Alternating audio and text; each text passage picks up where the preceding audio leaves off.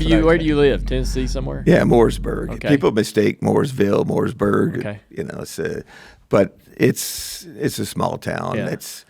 I live on Cherokee Lake, and real secluded, real private place. Yeah. It's a nice place to race out of. Yeah, I saw a little bit of YouTube video of your shop with all the airplanes, and learned a lot about you. You know, as we study up for having our guests on this show, we kind of do a little bit of homework. But your name for everybody in motorsports. I'm a stock car guy. I think no matter where you grew up or what you raced or what you're into in motorsports, everybody knows your name. And you are a racing god. You are an American badass. I've had so many friends of mine text me knowing that this interview was going to happen, sending me questions to ask you. And somebody texted me this morning, one of our crew chiefs for our Xfinity car here in this shop. It's like, you get enough sleep last night? Because you're about to be in the presence of greatness. He's not lying, though. No. He's not lying. I just have always wanted to meet you. I've never met you, ever, which blows my mind because figured at some point our paths would have crossed. But you're 58 years old, and you've been doing this for a really, really long time. 42 years. So I don't even know when it was that you became that persona. For one, I think it helps that you have this really sick last name. You know, that your name is just... I've thought about that, you know, and I think that really, I've thought about it because I have so many young kids, I think love saying boomer or bloomer or just something that I think that had something more to do with it than I realized. Yeah. I think your name is unique. You don't forget it when you hear it. And so, you know, when people, you know, hear about you winning a race, I'm talking years ago, it clicks, right? It sticks with you. And so when you hear that name again and again and again, but I want to tell you a real unique name is my great-grandparents. Both of their names were Axel Bloomquist and Isel. Wow. Axel and Isel Bloomquist. That sounds pretty damn serious. That does. Not going to beat those names. My daughter was mad at me for not naming her Isel. Really? So, you know, and then you go out there and you're incredibly good and win, you know, everything. What is up with your style? Like well, you mean my hairstyle? Yeah, or no, what? like you're jamming Marilyn Manson out of the back of the hauler, and you know you've always had long hair. You've always kind of been this outlaw, you know, outcast, not anything like anybody else that's there. And where does that come from? Is that a childhood development? What's behind all that? Well, I think first of all, my old man said he was never having a long-haired kid, so that really messed him up. Because I mean, the day I turned 18, what was I saying, right? Yeah.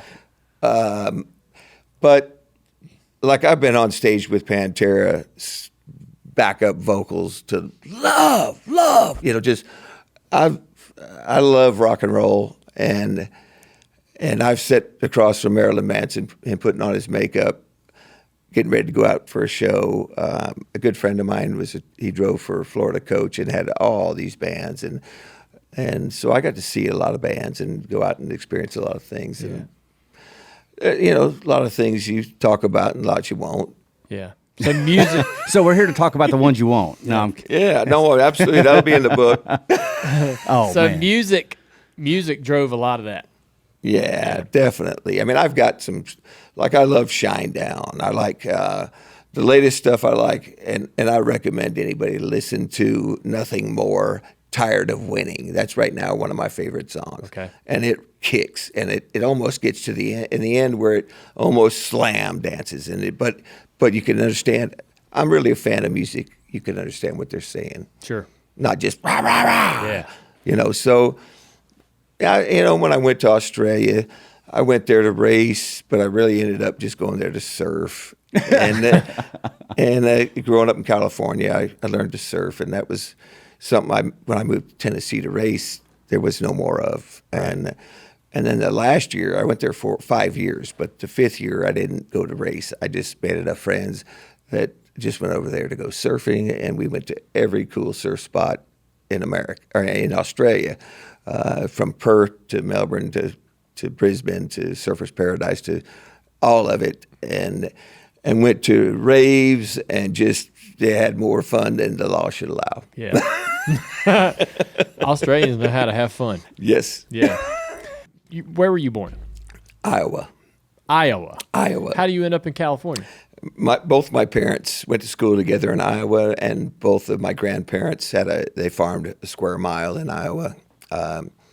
My dad was an electrician and decided it was too cold to be up on poles in the winter, and he took an interest in flying, and then pursued that. And when I was 6, we moved to California For a job he had. for him to pursue getting more hours to pursue becoming an airline pilot, and he did succeed. He's probably one of the only ones that's ever become a chief pilot with American Airlines without a day of college. No college.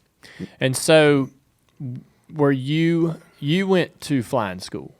Well, my dad taught me to fly. He said he didn't have to teach me to fly. He said some you have to teach. He said you just could fly, and I'll go. I've got an airplane. I've got a Piper Cub, and me and him are halves on a Champ, and then he builds World War I airplanes from scratch and flies them off. We got a grass runway, but yeah, I soloed when I was 16, and he sent me to the school that no one fails because they just cram the answers, and guess who failed, right? Yeah.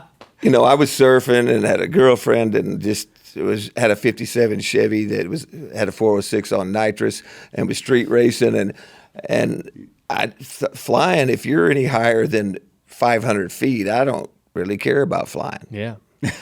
I just thought, man, I didn't really. He thought maybe I'd pursue being a pilot and like he did, and I knew when one of his good friends told me he was the best pilot on the planet that I didn't want to compete with that. Sure. And I was like, what do you mean? I mean, how can you make that statement? What makes you be able to say that? He said, your dad is the only pilot that's never crashed a simulator. Yeah. I said, good enough for me. I'm not going to be a pilot. I'm just going to fly for fun. Yeah. And so they throw everything they can at you in those simulators, and he's the only one that's never crashed it. Yeah.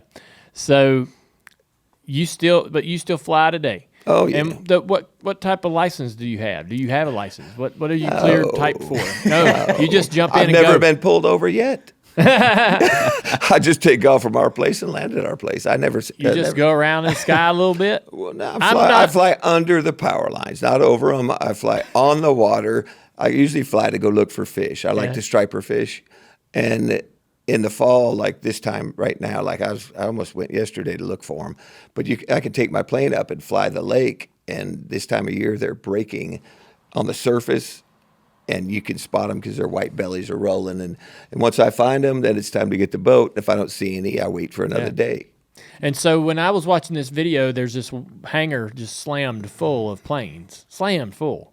And they're all older, just in the teens. I mean, it's World War I stuff. Those were the real men. Yeah. Mm-hmm. You got up there and you're one-on-one shooting bullets at each other. And, it's really funny that you even think about it, that a war was determined by the outcome of who shot who. And it's like, but, just think how fun that would be. A dogfight. I mean, all you had to do was have a plane that was just a little faster than the other guy, and you were probably going to win. Yeah. Kind of like racing. So when you go to your place in Tennessee, what's the race shop look like? I've got a 80 by 120 shop that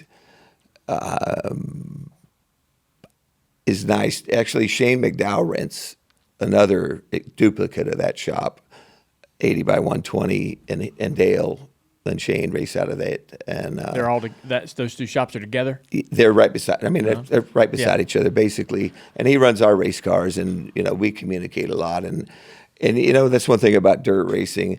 I used to stand alone and not speak to a soul. And when you see the whole pits huddled up, sharing things to try to take you down, sometimes you got to line up with a few to be Get some sure and get stay some on allies, top. Yeah. And so I've always kept a couple around. But I mean, then I got into selling race cars to the public, which not to anybody. I picked and choose who I sold them to. And I know I'm proud to say, like Rick Eckert, he won the dream, the $100,000 dream when he had our cars. Terry Phillips' biggest race he'd ever won is in our car. He won the topless at Batesville. I've always, maybe it's too much confidence. I wish I maybe wouldn't have shared as much as I had. Yeah. Because information is power. And, I mean, it's speed but I'm glad to see that those guys won big events in our car.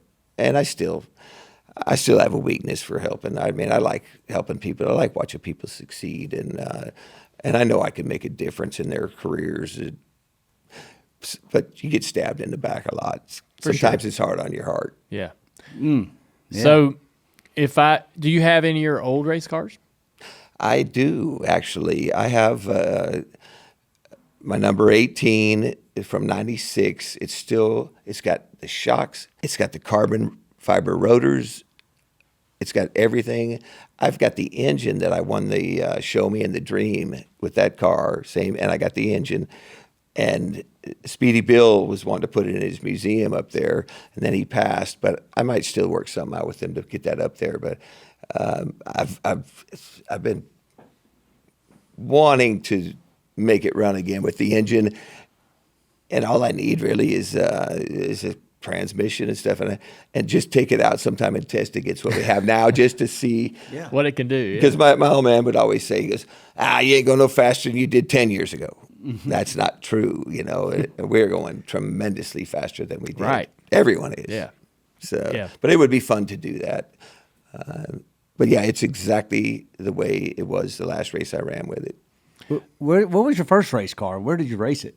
I'm assuming back in California, right? Yeah. Well, my first race car, call it mine. My dad got a car for himself to race, and he bought an asphalt car with a Chevelle front clip, and and he raced it once and decided that dirt racing wasn't his deal.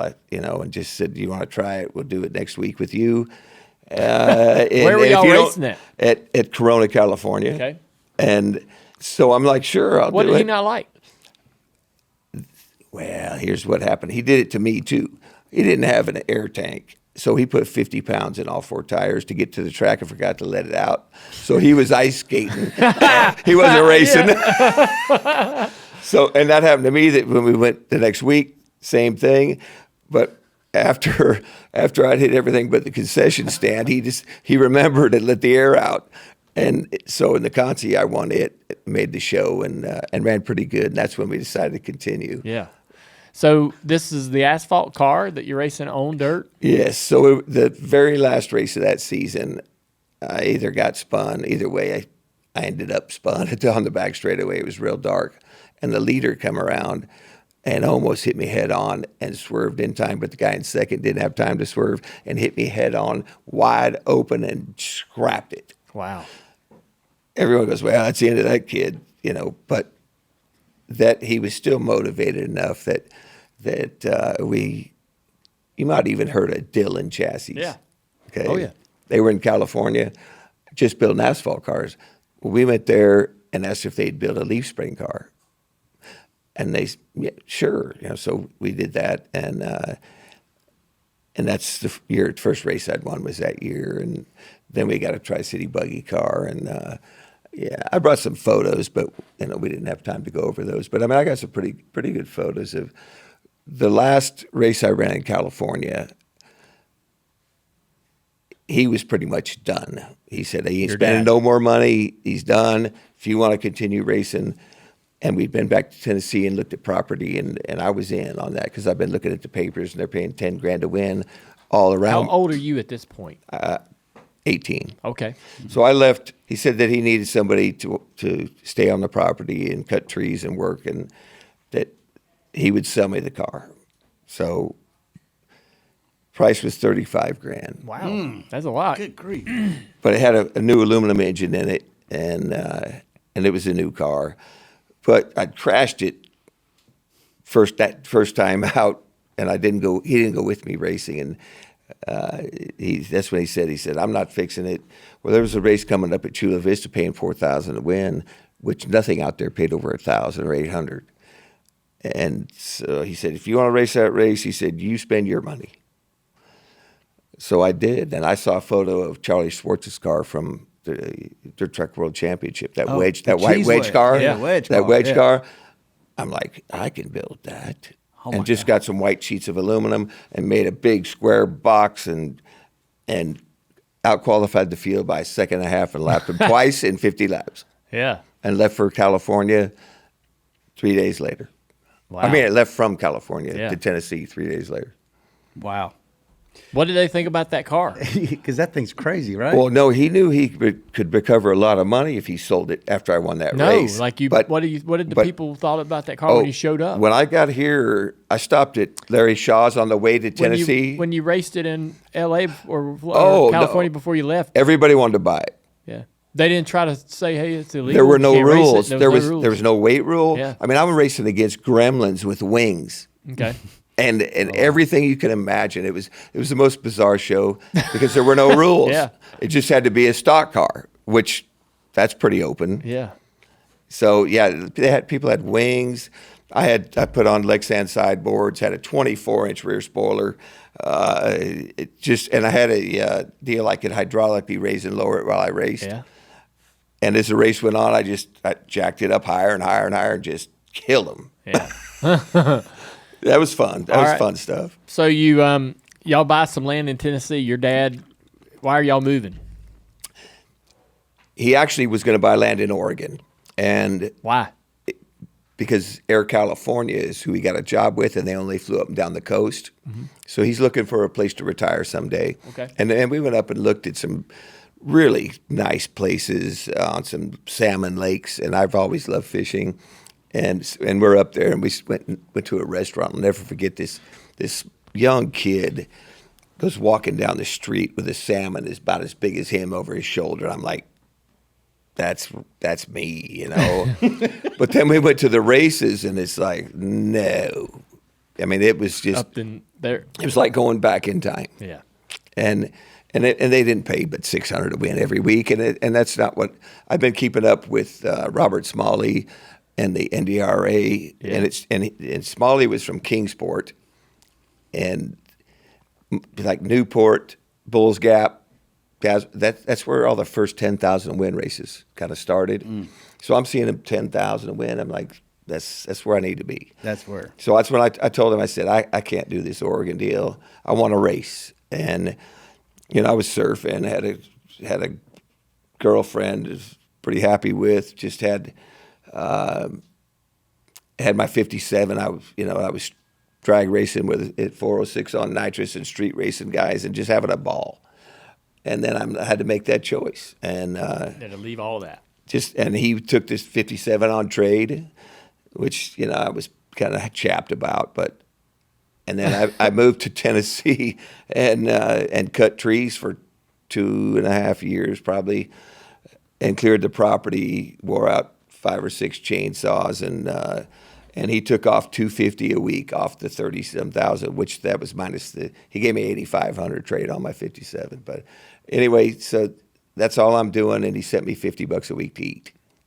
Good grief. Now you still paying that off? Because that's a lot. The $250 a week. Well, then J.D. Stacy, you'll remember the name. J.D. Stacy bought Kingsport Speedway and Cordell, Georgia, and came in and was going to pay $2,500 to win every Saturday. Well, it's like, okay, that's a good deal. So we go up there. It's the first time me and my dad ever got into it, and I was trying to finish. I sold the car I moved there with, got a car from Barry Wright. We're trying to finish it. And we got into it, and so I mean, I'm sure I'm going to go win this $2,500, and we pull over the top of the track, and they're going in. He goes, well, there goes that $2,500. I'm like, what are you talking about? He goes, there's Larry Moore. So, which he was kicking ass then, so it's like, well, it ain't over yet. Well, he sets fast time, I'm second fast time, and he just so happened to be holding me up, and I had a big bumper outside the body, and I booted him and won the race. Come back the next week. They paid him to come back again. I was fast time. He's second. I won the race again. They paid Rodney Combs to come the next week. He wasn't as much competition as Moore was. So now I'm in 2,500 three weeks in a row. Now, cut your own trees, right? Here, I'll give you $250 a week. Yeah. So that's when it kind of changed, and I won every race at that racetrack that year, but the one that NDRA came to town. So you're making a living racing. That's all I've done since I moved here. Really? I mean, it just seems like that even winning that kind of money, it'd be hard to make a living racing. Well, back then, you had one car. They weren't hooked up like they are now. The engines weren't like they are now. I mean, right now, it's very difficult. Our engines are very expensive, and you got to have more than one car, obviously. And everyone's got this big rig, but the purses are higher. I mean, I wish the purses were when I was really rolling good before my accident. You can make some money still. Yeah. You can actually make money, more money now probably than ever. But I won enough races and didn't have any expenses because I was living at my dad's place. I got you. And once I made a little bit racing, and I could focus on my race car more than the trees. Then we got fast enough. We won a lot of races. There's a lot of trees in Tennessee, by the way. I know about there that. was on our property. I promise you. I bet. So maybe I missed this, but are you saying that the first argument you had with your dad, is that because he doubted you? No, me and my mom and dad actually flew back to watch the race at Log Cabin that Donnie Moran won. Oh yeah. That was the deal. We're like 35,000 win, and got airplane tickets, and we all flew back and watched, and we're standing on top and looking down. It's almost like a hazard racetrack. You're just like you're looking way down at the track, standing on these cliffs, whatever you want to call it. But anyway, so we're standing up there, and I'm looking, we're watching, it looked pretty fast. I took a picture of every car that day. I was taken by it, and everybody's there that I'd ever heard about. So we're standing on top watching this, and my dad goes, "So you think you can run with these guys, huh?" I'm like, "Yeah, if I had their same equipment or as good of equipment." And he looked at me and goes, "Shit." So it's just like, Yeah, it made you mad. I mean, it's like, well, I was sure. I was pretty sure I could. So and that's when we still lived in California. And it was, but the argument and the fight, my dad's a perfectionist. And I was trying to get that Barry Wright car done to go to that Kingsport race. And it was down to the wire. And I didn't have time to measure. And I just drilled, and I missed the brace behind. And he, "Way to do it right." Yeah. Well, I stood up, and I kind of had a little bit of stuff stored up from my whole life, and stood up and just said, "It's about time." What do you mean? Let's get it on. You and him are going to I'm ready. fight. I said, "It's time. We're going to get it on. It's time to get it on. Yeah. I've had enough." And what happened? He picked a hatchet hammer up off the table and That's said, not "Come fair. on." That ain't fair. And I'm like, I wasn't ready for that. Yeah. So I was like, "Put that down, and let's do it." And he wasn't putting it down. And He thought and you probably... my neighbor was still in high school that was helping me. He was 16 years old. His pants, yeah. But that I'm glad it didn't happen. Yeah, for sure. Yeah. But that was a moment, though, where you were finally, hey, I've had enough. I'm standing my ground. I actually had, I don't know where the picture is now, but I actually had, because I didn't have no money, and I had these concrete weights, and I even had hangers hanging off of the barbell set. I've been pumping iron. I mean, I had some motivation. I knew the day was going to come. You've been training. You're training for this moment. I'm training ready because he'd take off and he'd be gone flying with the airlines for 2 weeks. Then he'd be back for 2 weeks. He got a good. He was senior pilot, so he got to pick his line or bid his routes and stuff. But that was one pinnacle moment. And that's when we pulled in, and he goes, "Well, there goes that 2,500," and I was just still. Yeah. Yeah, it was boiling. So it was some motivation, I'm sure. I can't believe. I mean, I can believe that, but Yeah. I'm surprised that. So you and your dad were together a lot when he could be there, right? When he was home, he was with you going to the races and so forth, and always kind of He did. at your side. He did. He and he said I'd never make it without him. But he's a hell of a mechanic, and just like him building, he always built. Like he built Auburn boat-tail speedsters, he built Cobra replicas, and he was always doing something. And if he didn't have something like some of his airplane stuff, he couldn't find the machine guns that were the authentic original stuff, and he just built some that looked exactly like them. And so, growing up around him it really was a good thing for me in racing. If I had an idea, I pursued it. If someone else didn't make it, I made it or found a way to make it. From fuel cells, there was never a fuel cell that wasn't square. And I designed the first teardrop cell and made it become part of a wing under the car, and was just always into air. But when I moved from California, I drove this '72 Chevy pickup and a $600 trailer we welded together with the car on the back, and drove to Tennessee and got there, and the walls were up on the hangar, but no roof. Slept under the stars, and started on a little 20 by 20 apartment I lived in for 14 years. Wow. So when did you decide, or when was it? You're buying race cars or you're racing race cars. But eventually, and you're taking that race car, that chassis built by the chassis manufacturer, and you're setting it up and learning how to make it work. But eventually, you started doing your own modifications, right? You started seeing ways to make this thing better. And you talk about it, like building doing things with aero underneath, obviously on top of the car. From your understanding of flying and so forth, and talking and standing there staring at planes all day.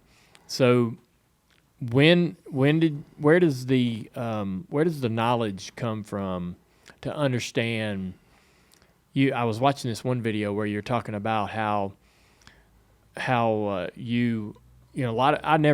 looked at a shock as a way to control the suspension, but you obviously racing on dirt have to look at a shock in a way that it absorbs the bump, but it all happens in a delayed Well, a shock's never at real time with the bump. Right. And So it takes a total different understanding. It's at first, when you first start thinking about shocks, you think it's at real time, but it never is.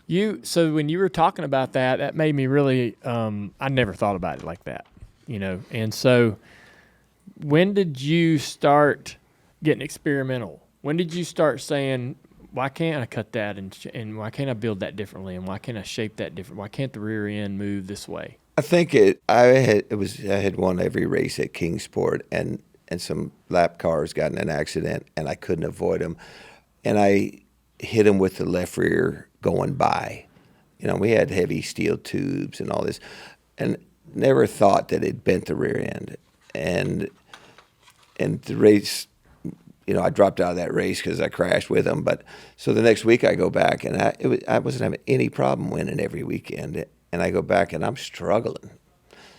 And it's like, what the heck? And I run second, and I'm a distant second, and it's just struggling. I thought something had to have happened when I hit those guys, and just went and did studying, looking at it. And the rear end had been bent back on the left side, so now I'm towed out quite a bit. Mm-hmm. And I'm like, oh, man, so I got this big steel slug and got it, put it on there in a porta power and just cranked until you couldn't hardly see out the other side and bent it back. And then I started playing with bending it forward and started playing with bending camber. I just got my mind opened up. Right. Never had thought about it. And found what was really happy, and got to traveling and winning, and But the shock thing, I get, Coney shocks, they got with me, and they had this real simple dyno that was a pin, and I actually still use the same style dyno because it doesn't have filters and it shows you every little glitch in your shock.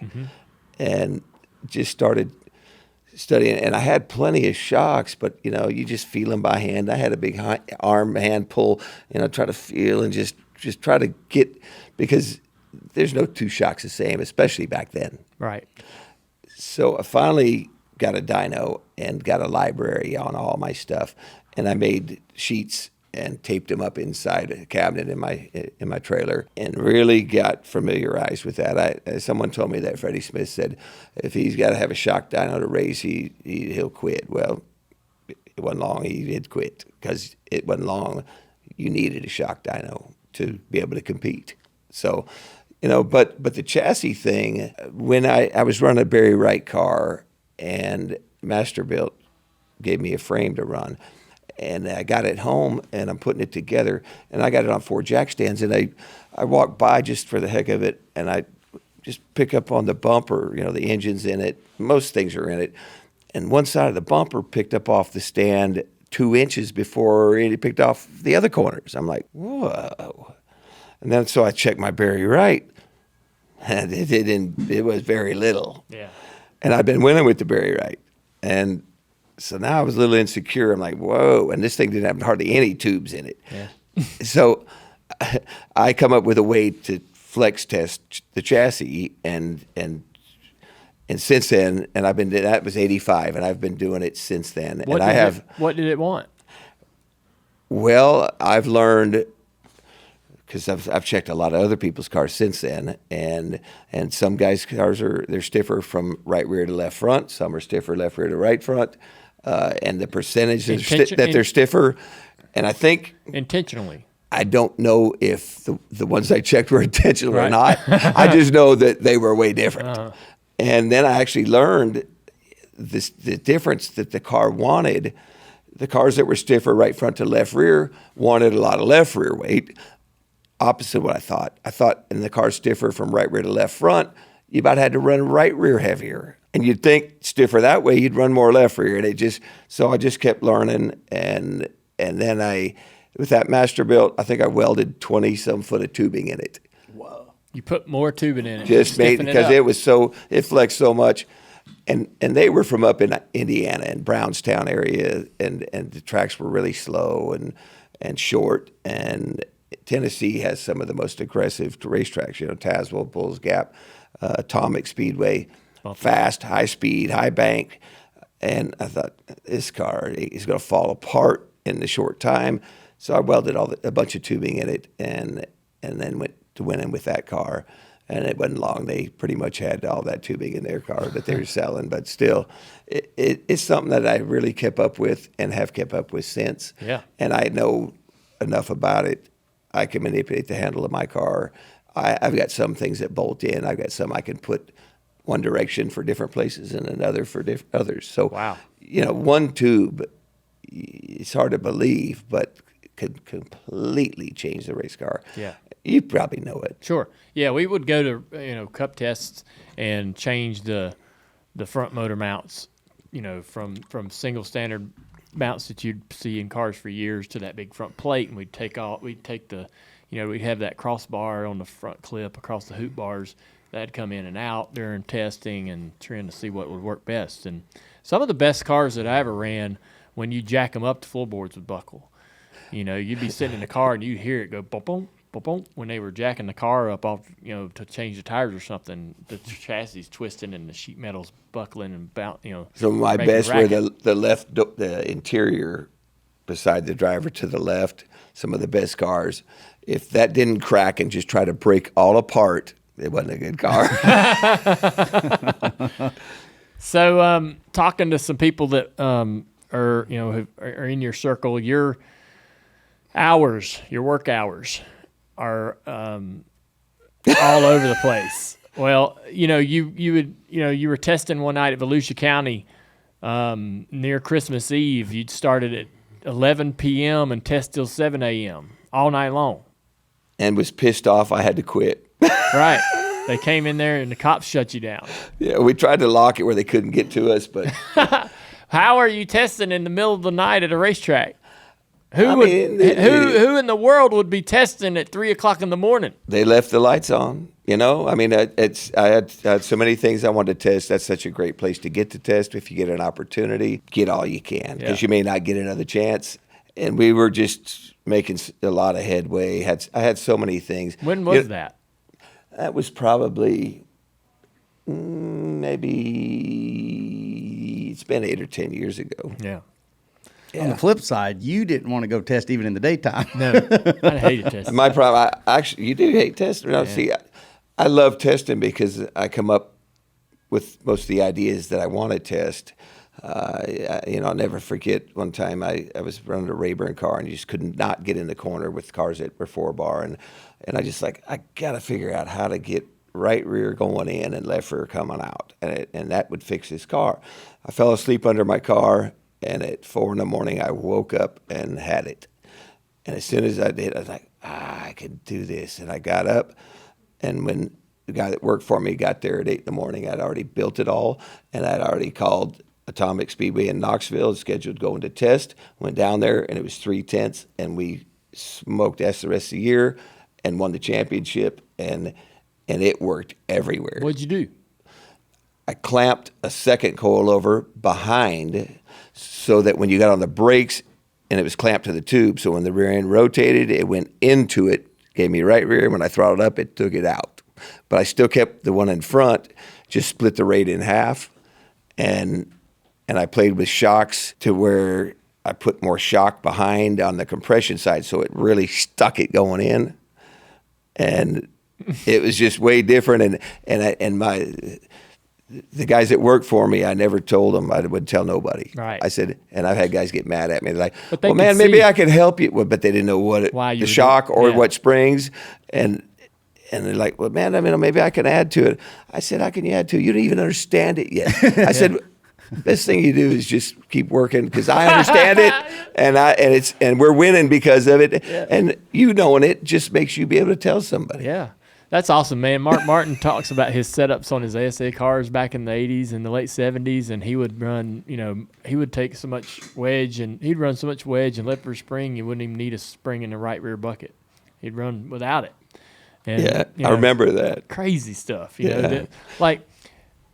things people would just never even attempt to try. There's a lot going on in the dirt world. There's a lot of real far out abstract things, and you better keep your head to the ground and listen, because all of a sudden somebody's just out of nowhere. And I thought that was over, but it's never Still over. going. It's never over.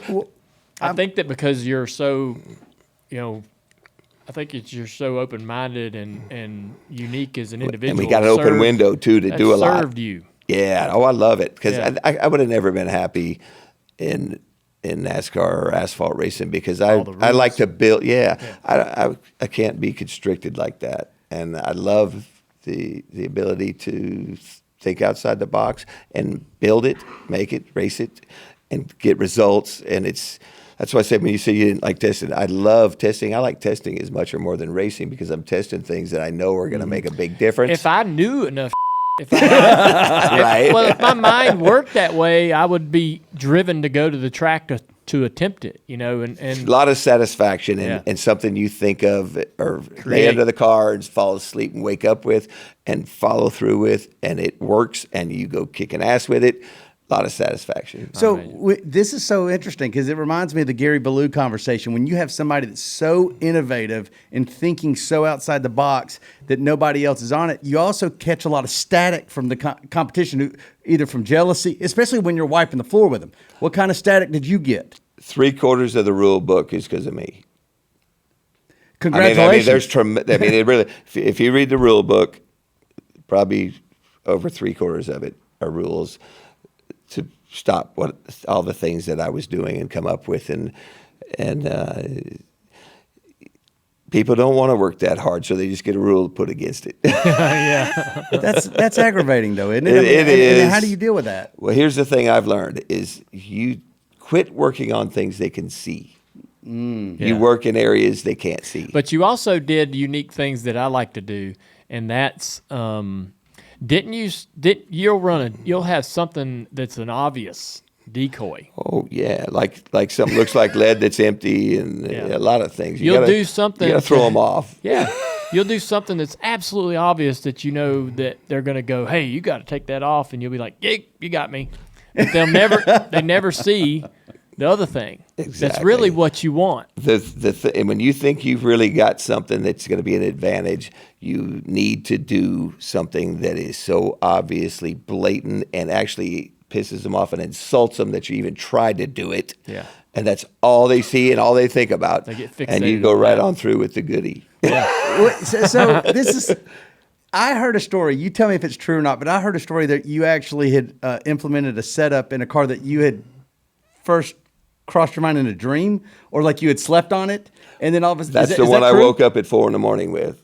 I fell asleep under my car, and when I woke up, I had the fix for the car because I couldn't. I was having trouble keeping up with the 4-bar cars and stuff with the swing arm car, and they were just too loose going in. I just knew I had to figure out how to stick the car going in and not give up coming off. And that's when I woke up and built that clamp bracket deal and went and tested it. So that was, yeah, it really, I think I wake up with a lot of things, because I don't ever quit thinking about it. And Clearly. So you're thinking while you're sleeping, and sometimes you're thinking a little better sleeping. That's interesting. I feel like that's happened before, but it worked. It all implemented. That's what these guys have to race against. You're not only wiping the floor with them, but even when you're sleeping, you're on. You're on. It's hard to turn it off. Yeah. It's called the circular sickness. Okay, you know the ones that have it and the ones that don't, and like Randy Sweet. And there's only been a couple of people that have worked for me in my entire career that I can really say had that sickness. And then there's no hours of the day. There's no keeping up with the amount of time and energy. And when everybody else drops, they're there. And because the will to win, there's some want to race and some refuse to lose. And if you refuse to lose, you're going to put in a lot of hours in life. And the time, I get a lot of people, like you talk about my hours. Reddick talked about my hours. Just can't get as much done in the daytime when everybody's gone and it's like it's peaceful and the crickets are out and you can really focus and I just always have gotten more done when it's quiet. Phone ain't ringing, Yeah. I think when I really started hearing your name a lot and recognizing the mystery around you was the Have a Tampa series. That's right. You raced there in the mid-90s, won championships. What do you remember about that time? Well, I had a lot of promoters calling me, wanting to pay me to come to their track and stuff. When a promoter calls you and wants to pay you, what do they want to pay you? Well, as little as possible, but I kind of settled in anywhere, back then even, usually 3,000 to 5,000 kind of thing. But I believed in the series and told the promoters if they'd have a 10,000 to win race and call Have a Tampa and schedule one of their events, that I'd be there. They don't have to pay me because I really want to try to see some things get going. And that we won a lot of races, and then because I won so much, then all of a sudden I wasn't getting treated so well. And what do you mean? Just judgment calls and doing things. And there was one pinnacle race. It was Scott Sexton that nailed me and tore my left front suspension off. And I wasn't going to be able to continue racing, and I'm just riding around real slow, waiting on him to come by before I leave the racetrack. And he's coming, and I timed it right because the gate you could exit to the right, and I timed it where I was going to turn left and just blast, and then turn right like I was meant to. That it was an accident, right? Like I turned left to get a good line to go out, right? Yeah. Well, he swerved fast enough, I never even touched him. And they threw me out of the race, took all my points, and had the police escort me off the property. Wow. And we never even made contact. And that's when I really felt it. And that year, I had such a point lead, I couldn't have lost the championship. And so Freddie ends up winning it because it took 200 points for that race. That's right. That's when I quit racing for a little while, and I really wasn't sure if I was going to even do it anymore. I thought I felt I'd done so much to help them get their series going, and just wasn't Treated fairly. yeah. And didn't know where it was headed from there, and just stopped the press for a little while. Yeah, I noticed that. I remember, I'm seeing this from afar, right? Sure. Very removed from it, racing asphalt, late models, and bush cars and all that stuff. But I remember sensing frustration out of you back then. Like you had all this success, and then it became difficult, like to find The joy was gone. Joy was gone. Yeah, to find the happiness out of it. Yeah, and that's the thing about it is I was enjoying things, and then all of a sudden it just having to look at the people at the track and having to go, and it's just you just we all do it to win races, and we all do it. You're trying to make a living and make money, and I felt like I had contributed a lot, and just it wasn't appreciated, and I thought it was only going to get worse. It seemed like. Yeah. So you really took a break. You decided, yeah, not even to go back to that local place and have fun back where the joy is real. Well, I'll tell you what happened is I ended up. There was a track that wanted to pay me $5,000 to come to their race. They were paying $20,000 to win. Well, I'd heard that they'd wrote some bad checks, and I'm just like, I called the guy, and he's like, "Oh no," and I just thought about it. And a friend of mine from Australia was over visiting, and so I just said, "This on it. He wanted to go to the Grand Canyon, so we just got in the vehicle and just headed west, and had a great time, and was doing a little soul searching, and we're at the Grand Canyon, and you're not supposed to walk past these ropes and things, and we walked out there and told some people that were up where you're supposed to stand, take a photo of us, and so, but we were out there, and the sun was setting, calm as it could be, and I kind of, my mother brought me up religion-wise, and even Jehovah's Witness, and Lutheran, and then just even went to Scientology a little bit in California, but never really got a hold of it, but always felt definitely more.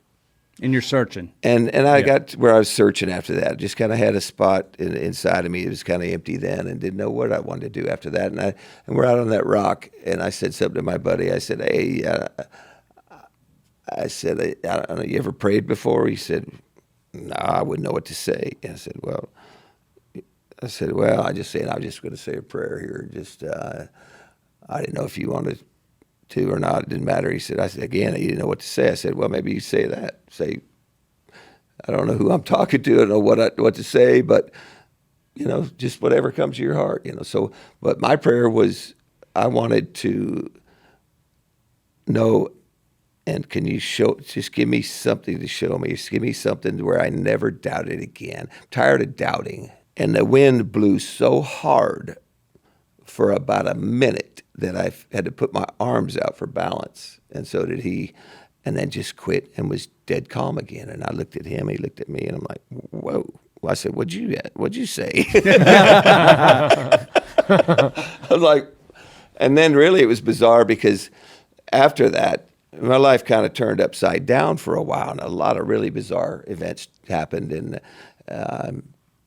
I feel very fortunate to have experienced a lot of things that a lot probably haven't, but I've met a lot of people that have, and there's absolutely, in my mind, there's a world out there, and there's existence out there that you can't see. Yeah. This room could be full right now, and we just don't see it. Yeah.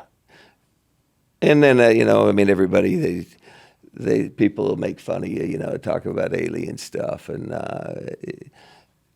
but when you watch one lower down to fill up with water your property, and then the neighbors, 80-some-year-old man and woman, saw it, but that's the only other people that could have seen it because there's no one else that lives by me that could have. So, I'm not saying nothing. And then I went over to ask them about maybe buying their property, and the old man asked me, he said, I got to ask you, did you see it? I'm like, and then his wife heard him and come around the corner. We agreed never to talk about this. I'm not living in locked up in a home, Yeah. So it's like they'd agreed, and he's like, he's all right. So we sat and talked about it a little bit, and just something for everybody out there, when the time comes, don't get on the cigar-shaped ship, get on the saucer, okay? Just a little friendly advice. Are there two types out there? Oh, there's more than that, but that's the two you might encounter. What's wrong with the cigar-shaped ship? Wait, Just I out gotta of get They're not curiosity. nowhere near as friendly. Let me see. They're not? No. Get on the. But the saucer? So you got Get on the saucer. the saucer. That's the one. Get on that one. You got it. You'll have an opportunity probably. Okay. Hey, okay, hold up. If we're going to talk aliens, can I ask an alien question? Sure. And then we can get back to Habitampa and whatever. I don't know where to go with all that. But, all right, so are we amongst, you're saying that you think that there's aliens and stuff around us. Is there any that we can see right now? You see them all the time. You just We don't see know them. it. We just don't know who they are. I mean, you got to realize You've there's probably so much raced- more. They're so much more advanced than we are. They can. You just got to realize. Is Tony Stewart an now alien? you'll actually. I've seen some on television, absolutely, and I know it the second I see them, and if you pay attention, you'll see them. All right. Well, what do we look for? You got to watch the eyes, and they're well, let's just say some of them are reptiles, and their eyes will turn reptile for a second. Yeah. It's crazy stuff. So, your conversation makes me feel like that you've had a very up close, encounter with this in your life, Yeah. and so In Tennessee, it's your home, it sounds like. Yeah. Your neighbor And- saw it too. all right, more than just seeing, a UFO come down to fill up with water out of the pond, right, or out of the lake. You've had an encounter. Yeah, it's enough. I was gone for a couple of days. Okay, and can you tell me like what age-wise? Give me a rough estimate of how old you were. 33. Okay. And so if, when something like that happens to you, Nothing else is important after that. nothing else is important. Racing is trivial. Money's trivial. Everything is trivial. Right. And actually, I went through a time and I changed my diet, quit drinking alcohol, went down and then I, just like in the Bible, they recommend fasting. Well, I'm not sure I recommend fasting unless you really want to learn a lot more about yourself than you know now, because it is absolutely will make you understand more about not just yourself, but everything. Because, just a hungry dog hunts better, right? You starving yourself. Your body is heightened to a level. Everything is fine tuning, and you're, I could see auras around people. So you don't recommend it. Well, I'm saying it's not for everybody. Not you just unless need you're to, ready you just to need to learn be something. sure that you need to know it's going to be a life-changing experience. And a friend of mine was going down the highway with me, and I was in my bus, and I don't really necessarily believe that you see things in the future, but I believe just like a twin knows their twin across the country who just had something happen and they feel it. Yep. Well, I believe that if you scream at the top of your lungs, it permeates the universe. I believe that if someone has an accident and you can receive it, you know it. But I was climbing this hill in my bus, and my friend that was with me sitting beside me, and I went, man, I said, there was just a bad accident over this hill. And it had just happened, but I couldn't see it. But I knew, just like, oh, I said, there's a really bad accident over this hill. Well, we topped the hill, and there's a guy hanging through the windshield, and people are just running to him. So it had just happened when I received it. So that makes people uncomfortable, and it actually made me uncomfortable. Yeah, I bet. So I started drinking again. But really, it's that you can alienate yourself from other people. It's not something that people are comfortable being around, and I'm a believer that everyone's lived multiple lives, and this life I've decided to have a good time. Yeah. And not get all wound up in all that. Yeah. Well, that's interesting. So I believe. You believe you've lived another life? So yeah, I do. I Are believe. you sure of it? Well, I'm not, but I believe. But you know it down deep, right? So You get hypnotized, you could be brought to a state to recall it. maybe. I know it. I've done it. Yeah. It was bizarre. Yeah. I feel like, so a lot of I have a lot of things that I feel are true, but I'm not 100% confident as you are about it. I think that it's absolutely possible aliens exist. It seems too, How could it not be? Right. It seems weighted toward the obvious that they would. If we exist and the universe is as vast as it is, why wouldn't there be other forms of life out there? There certainly has to be. And so what forms that is, probably all types, ranges from very, just slugs on a rock to something far more advanced than we are. I would not be shocked by any of that being the truth. In terms of past lives and things like that, I kind of, I don't not agree with it, but I don't know for sure. So if we live multiple lives, then does that mean I won't see my father again someday? You probably live your multiple lives in the same group. Yeah. You just might be. You might have been the father to your father the other life. You never. I mean, Yeah. It's I usually you stay in the same group of. I hope that there's one day I see my dad again and we have a conversation. Right.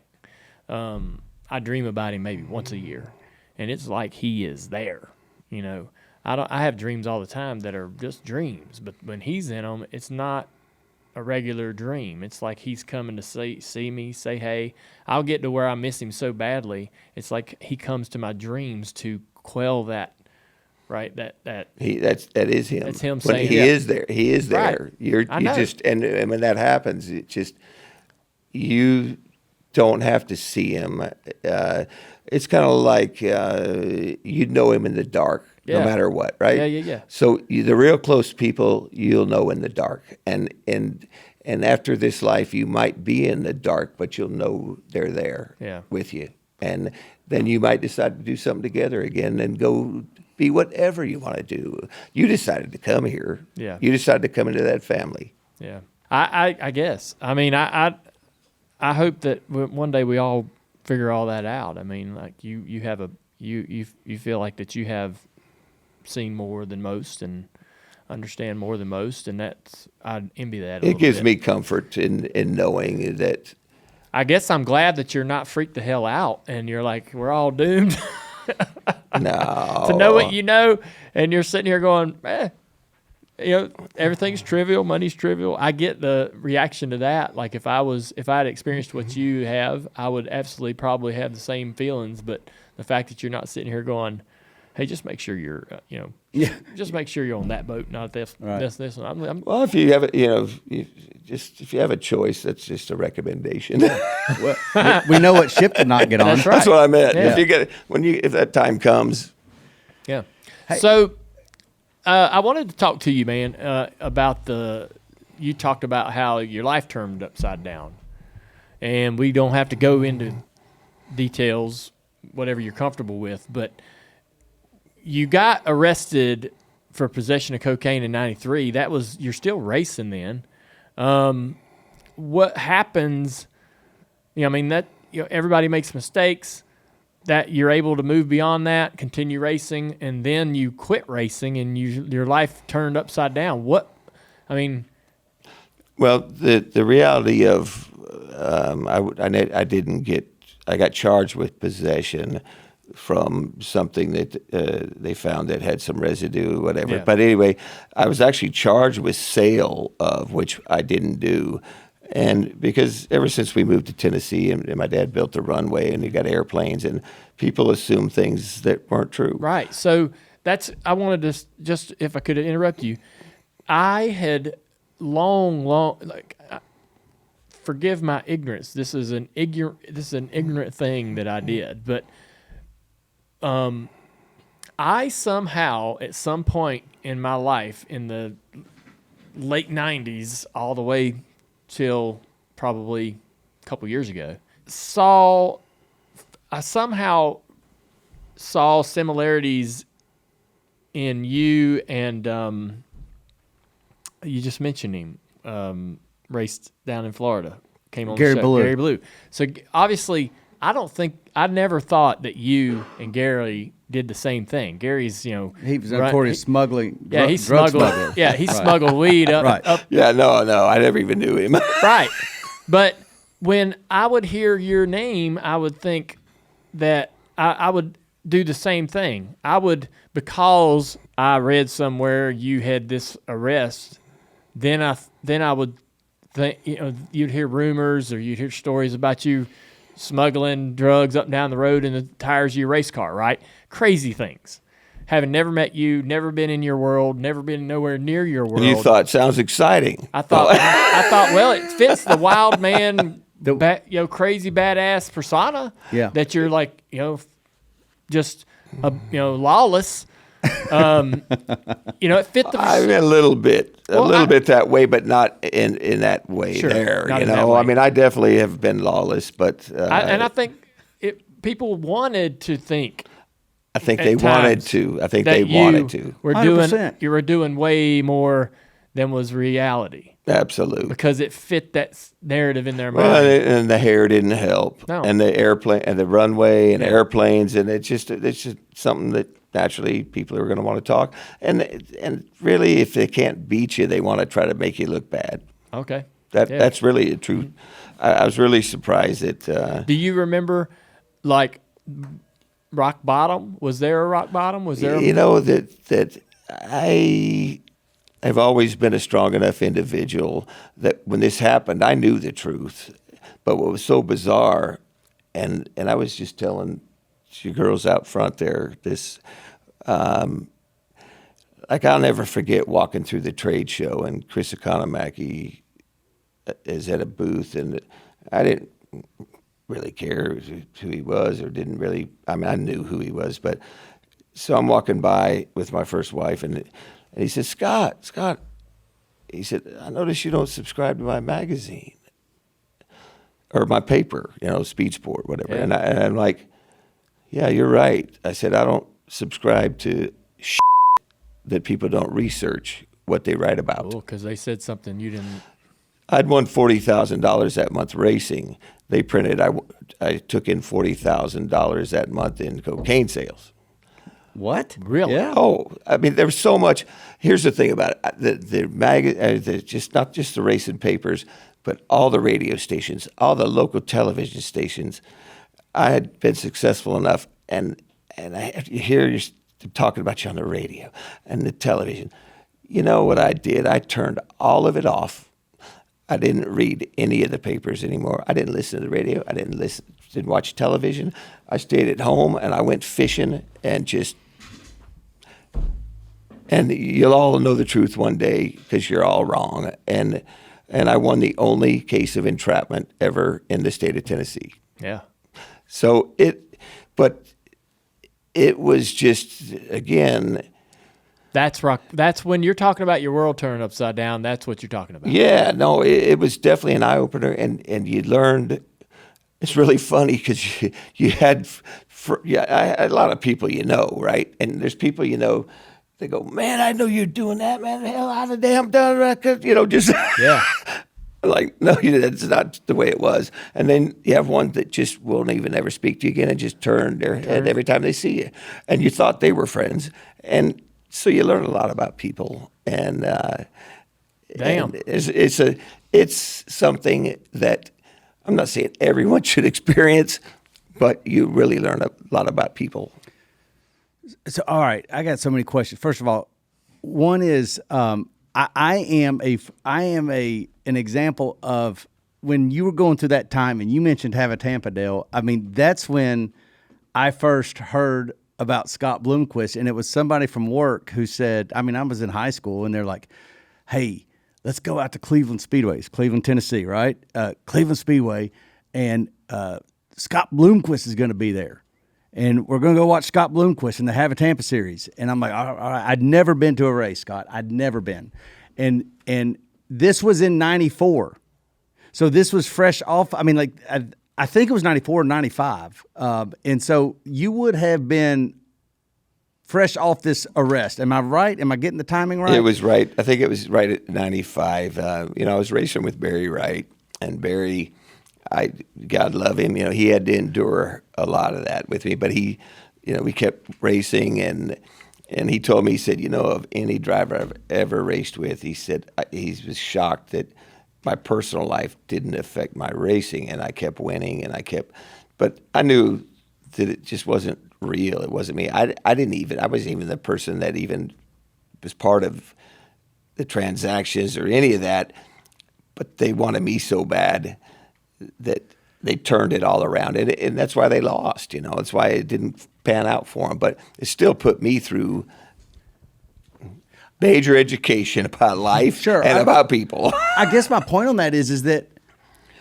whether or not it's a good thing, bad thing, or true or false, you were even more of a draw. It made me larger than life. 100%. That's my point. And that's what my lawyer at the time said. He said, it may seem bad right now, but he said, in so many years from now, he said, they'll just remember the name. And they won't remember why they know the name, but they will never forget the name. I can't think of an example anymore of where, an arrest actually built up almost a brand that drew more people to a track. And I remember people that. Had to come to just look at you.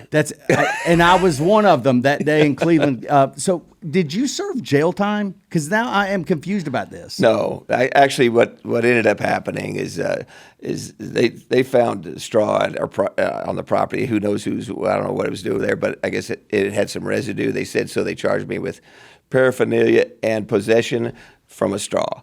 Yeah. And the judge they called him Maximum Beckner, so he gave me maximum, but all I had to do was check in at night and check out in the morning for 6 weeks. Never put an orange suit on, if that's what you mean. No. Well, no. The reason I'm asking is because you continue to race. Yes, because I got out for work release. What does that mean? How does that really work? pissed the judge off. But the sheriff said, "This is my jail. You run your courtroom. I'll run my jail." And he was a race fan, and I got to get out and race. Okay. And I never stopped racing, and I kept winning. And every weekend I'd get out and I'd win both events. And the judge just was pissed off beyond belief and tried to get the sheriff to not let me out anymore. And he continued letting me out. So it was just bizarre because the people that really knew, I'd check in at 9 o'clock, and it was hilarious because all of a sudden I'm in this annex and there's just beds, not a jail, but all these beds, and then all of a sudden I'd hear, "Bloomquist, come to the front." I'm like, first time, so I walk in the front and there's 3 pizzas sitting there. So I sit there and eat pizza and sit and BS with them, and then I go back and go to bed. I actually got the most rest of my life then, but I got out at 7 in the morning and had to be back in by 9 at night. Wow. It's just the whole thing really. It was a good experience for me. I met some interesting people through it. Sure. You stopped racing from, I guess, 95 to 2003? No, I never stopped. You won a championship I in never 95. stopped. I never stopped racing other than a few months. Stopped to have a Tampa. At 96. At 96 to 97 is when I took my break, when I went to the Grand Canyon and all. But it was only for a few months. Okay. Yeah. So when did you go in '97? You went to China with Fred Wagenhals. Yeah, you ever been? No. Oh. I've heard about those trips. Well, we'll talk about the parts we can talk about. Anyway, no, it really, really great trip. So you went, basically what you did is you went with Fred Wagenhals, who owns Action Racing Collectibles, a diecast. This is back in the 90s when the diecasts were made over there, and you went to the manufacturer. Yeah, I got to watch how it was all done, Pretty- and it was interesting. It's different, you know. I mean, they didn't have refrigeration, so when it's time to eat, there's cages with all these different animals, and from cats, dogs, snakes, whatever, raccoons. I mean, they eat everything. So there's cages with all these different critters in them. And I mean, one place had a Dalmatian dog and a small fawn deer, you know, just like. And I just said, and they had fish tanks. I said, and the reason for it, no refrigeration. You picked something you could see was healthy, right? Okay. Well, I'm like, one of the guys that went over there with it, we went down and sat on this bank and watched where they were feeding everybody. I said, I got to see if somebody orders a cat here, you know? And sure as hell. No. And this guy gets on this welding gloves and reaches in, and this cat's like a mountain lion, wilder than hell. And he gets it out and whack, skins it, cooks it right there. I'm just going, wow. What the hell? Holy smokes. So we go to this other place, and I'm like, I want that bass right there. I don't cook no cat next to it. Oh my God. So, but yeah, no, that was a really interesting experience, and that's when Francis, who at the time I think it was the fourth richest man in Hong Kong, who is the richest man today, is who he did business with, and they spoil you. You know, you're the visitor, and they just spoil you beyond belief. And so he's going to take us over to Macau, and he gambles till he wins $1 million or loses $1 million. That's his line, right? So he said he saw my number on my car, 18. He said, 18, luckiest number in the world. Well, I'm not going to let you say that. Explain it, right? I mean, what do you mean? Right. Let's hear it. He said, 8, universal flow, like infinity. A single most powerful number. Put someone capable of being number 1 in front of it, 18 now, nothing they can't accomplish. He wanted everything I had with 18 to go gambling just for luck. He wanted to put it on him somewhere. So after that whole deal, I was flying home. And, you know, I'm like, Infinity, you know, I had surfing. There's Infinity surfboards. I mean, I get the Infinity, you know. And I thought, you know, if we're going to go with that kind of thought process, I'm going to change my number to 0. There's nothing could be more powerful than a perfect circle, because every cell in your body, everything in the air we can't see, everything that makes this table, the whole universe is made of nothing but zeros. Okay, so 0, got to be the most powerful number. So I'm changing it. And I changed, when I got home, I changed to 0. And come up with the design that's on my car, and but I still put 2 little 18s in the triangles just in case he was right. Right, because you're taking what he said is the best number ever, and I changed it. I had it for 15 years. He must have lost $1 million that day with the 18 gear. I didn't even ask, but but I was busy myself, so I didn't. But no, my first number was 17. My first car, I was 17 years old. And I was 17. I was going to change every year. And I got to 18. I said, I like how that looks. I like the way it lays. I drew my own flames on it and stuff. And I'm like, I'm just going to stay with 18. And I was 18 for 15 years until I changed to 0. Man. Both were very iconic, though. I mean, of course, I love the 0. Yeah. The 0 design is, and part of it was also, I knew it was the most marketable. It was. Because I could put anything in the center. You know, like if I still haven't done it, but like go to the World 100, I can put a globe in the center of it. I can do, and I've changed it so many times, and done so many things with it that it's to me, I can't imagine more marketable number. I remember seeing it for the first time, and I'm like, Scott Bloomquist just realized how to take a number and it not feel like a number, but it feels like a canvas that it it's a number and I see it, but it's also could be anything else, right? Like it doesn't have to, you could look at that and say there's no number on that car, but there's a zero. It was pretty clever. A lot of people just, even Charlotte this weekend, I'm lining up and a woman that's doing lineups, you're going by and she looks at it. She can't find the number. She's like, and one of my guys have to go, 0 right there. That's funny. So, you raced in the. So when you left Tampa, where did you go? Where did you go start? Where did you keep racing at? I just picked and choose Just big races, major big events, and raced a little bit less, and was really kind of relieved I didn't have to be anywhere. When did you go to Australia? What part of your life was that? I went from 93 or 92 to 97. Mm-hmm. And when did you quit surfing? Well, I've surfed once since Australia, but it would have been 97. Wow. Yeah. I've loved You know what? I mean, that's one thing I tell you. I said, if I just wasn't good enough, but that's the only thing I would have loved to have done. Yeah. If I could have been good enough is be a professional surfer, because I really at heart am a beach bum. Yeah. You kneeboarded and all that stuff. Everything. Just started on the body surfing and boogie boarding, and just was like right here, this scar right here and here. The first skateboard park they ever made was in California, close to where I lived, and they had 14 empty swimming pools. And I was 13 years old and went to it, and I'm up coming out of this 14-foot deep pool, and I catch my trucks on the coping, and it catches, and now I'm falling down, and I'm going to land on my shoulder, and I put my arm out to brace my faller, and it snapped my arm right here, and it was aimed 90 degrees. Ouch. And the bone stuck through right here, and I could see the bone sticking out, and I grabbed it, and I pulled on it, and it stretched about 2 inches, and I pulled the bone in, I brought it around, set it, and my orthopedic surgeon said, "You never see nothing like it." It was set. He didn't even have to move it. That's awesome. But, if you ever do have something happen to you nasty, you got about 2 to 3 minutes without pain, so you better hurry. Yeah. There you go. Jeez. There's some advice. Yeah, again.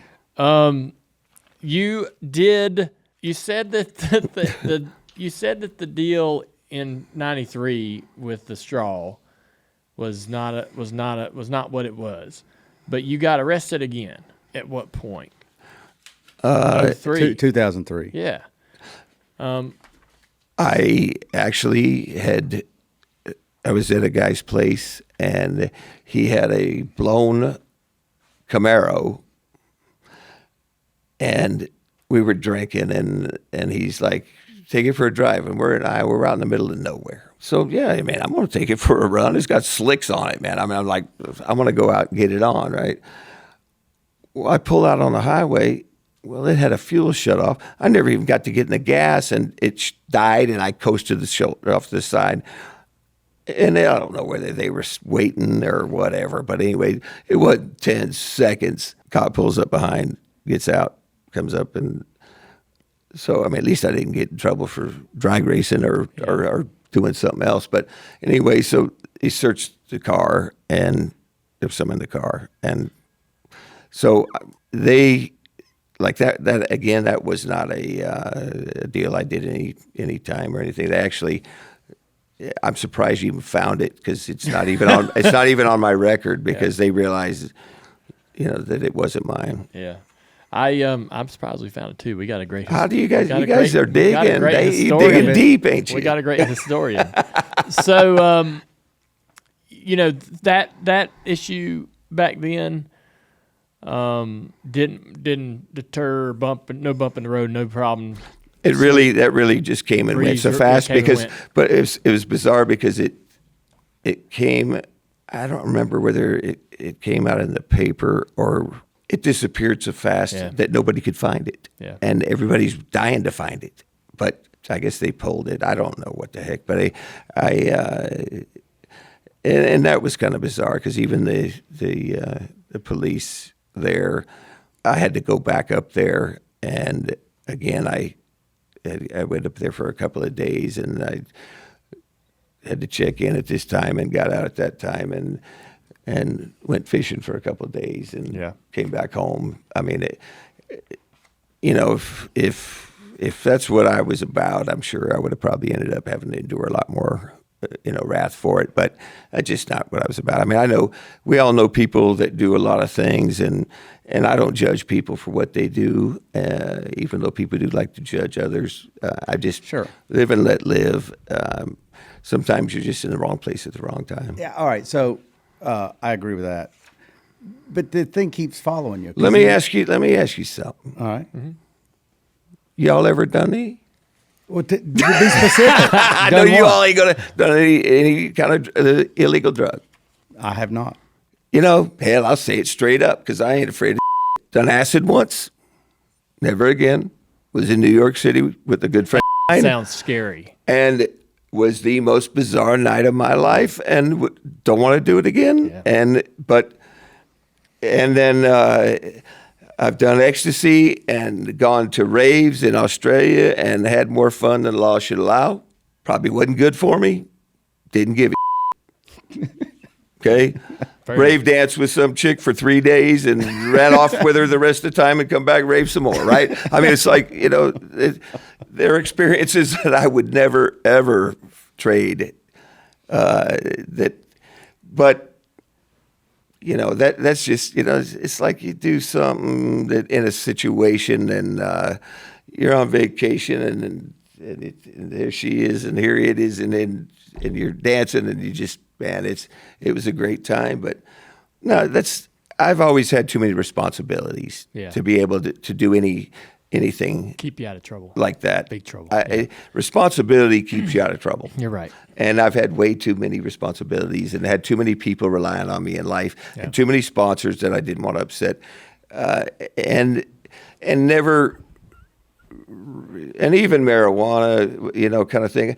I can't do nothing on that other than chill and sleep. And I got too much to do in life. And I still have too much to do in life. So, but I'm a red-blooded American boy that isn't afraid of and I mean, I'm going to at least experience some things before I die. I was going to say, you're confirming what I suspected, and it's all good. It's that, hey, you're not going to ever turn down a good time. Fair? As long as it doesn't hurt someone else. Fair. Okay. Right. But you've lived a life. Dale Jr. said the word badass a couple times, American badass. That's your persona, and that's not fake. That's not anything else. Have you done things in your life that has got you in trouble? Yes. Okay. And listen, I mean, not only do you have, whether or not in these arrests, whether it was yours or not, you've been around it, you've explored, you've experimented, whatever you want to call it, and that's all good and well. You get suspended though, didn't you? You got suspended for failing a drug test, or not for failing a drug test, for just not taking it. Is that true? No. From the dirt car series, I thought no. Like, when they're trying to drug test, I guess my question was going to be, you had this thing just sort of following you, and then did that increase people doing random drug tests like the racing series around it? And then I was curious on how you had planned on. Oh, I'm sure that the testing was random. Because of me. Yeah, random. Right. I mean, they had my name in the. Then they drew a few more. But I mean, I knew how it was going on, and so and I really, because I do rebel some. No. In life, I have once or twice, but when they came back, I had a script, so that's why it didn't go any farther. I didn't really want anyone knowing. So I didn't want anybody knowing my personal life. Mm-hmm. Yeah. Okay. And so I did push back. And I thought that the drug-free sports was doing this stuff. And I thought it was such a joke that I called them out on it even. I mean, I like even the guys that were doing it. I said, how do you guys feel coming in here? And you come in and you draw names on Friday. And the guys you don't draw, I guess, get to go out and get all up all night and don't have to worry about it, or whatever. I said, so the ones that you draw, got to be here at 4:00, and then you do the testing. And I did this just nasty out of spite for the whole thing. I said, well, so I went to get my test, and they were done. I said, boys, I like the way you're doing this. I said, because it's only 4:00 in the afternoon, and I can get up before the race, and I'm good to go now. And I said, I got a truck full of I'm going to go do right now, just to make them. I said, really, if you guys are really, and the series was really about this, you'd test after the race. Right. Okay. And it'd be random then, or let's just check the top 3 or 5 if you want to really try to govern something. But the way they were doing it is such a joke. I just wanted to headbutt them and just hit them head on with how big a joke I thought it was. But no, I never got into any problem because of that. Okay. There was a brief moment that they thought, oh, we got him, but I had a script, and I didn't. I put it off even telling them for a long time. I told them, doctor's out of town, and finally to the point where you better produce it tomorrow, or it's here you go. I mean, it just because I knew that it was absolutely on me. The rest of them had to endure it, and now they've quit doing it. So it's so many things like that. That's kind of along the lines of they think you've won enough, and they don't realize running you off, or all they're really doing is making you more famous. But they're trying to keep you from winning. They're trying to make you look bad. And all they do is make you larger. Yeah. All I can think about is Mike smoking a joint for the first time in his life. I'll do content. Man, if you give him permission, you're going to give him permission. You want to put it? Can we do it? You want to do it? Smoke a joint you with want Scott to make a Bloomquist? YouTube video? I'll go. Let me go. We'll do it on Dirty Mo Live. There you go. Hell, just like Joe Rogan. Man. I was gonna smoke a joint when I retired, but I haven't retired yet. I keep driving. I know. That's what we were all looking forward to when you retired. We thought this was finally. I'd love to do it right now, boys. Are you ready? We had a guest this year. Who was it? It was not Freddie Query, but it was Alec. Randy Lanier. He left the chair. He's like, I'm going out to my car to smoke a joint. And he did. He went out there into the parking lot and smoked a joint. Said he was going to do it. Invited anybody that wanted to join him to come along. Yeah. See, that's admirable. I don't know. We didn't know if that just being in that chair, if people just want to go out there and just do the first illegal drug that comes to they cross or not. I don't know. We didn't know whether to take that as a compliment or not. Well, I'm going to tell you this, that no matter what, if it's your first time, you'll come out of it with something. Are you sure? You will absolutely really like it, or it'll make you uncomfortable because I've been around people. I mean, actually, my best friend, it makes his mind race enough. It makes him uncomfortable, so he just doesn't. And I don't, but I will. You know, it's not something that's part of my life. But if you got one out right now and pass it around, sure, I'd hit it. Okay. Tell me Fair enough. what am I going to feel when I do ecstasy for the first time? That is pretty damn awesome, actually. What it is, just think about this. All right, so you were some girl, and every sense in your body is heightened. Just someone rubbing their hand or their finger on your arm is like. It's like electric, okay? In a good way. Yeah, and you're highly energized, and you can dance till the end of time. Okay, because I need the help. And sex is twice as good. Way better? So there you go. So you're gonna try that now. I'm calling my wife right now. Tell her stop off at the ecstasy store. I think they call it Molly today, but I mean I haven't done it so damn long that but it's really it's quite bizarre.